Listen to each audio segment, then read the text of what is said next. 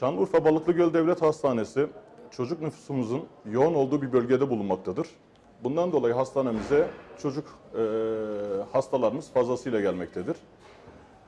Çocuklarımızın gerek sedye, gerek hastane, gerek ameliyathane fobilerini, endişelerini, korkularını yenmek adına ameliyathaneye daha zevkli, eğlenceli bir şekilde gelmelerini sağlamak adına 2 tane akülü arabamızı hastanemiz bünyesine kattık.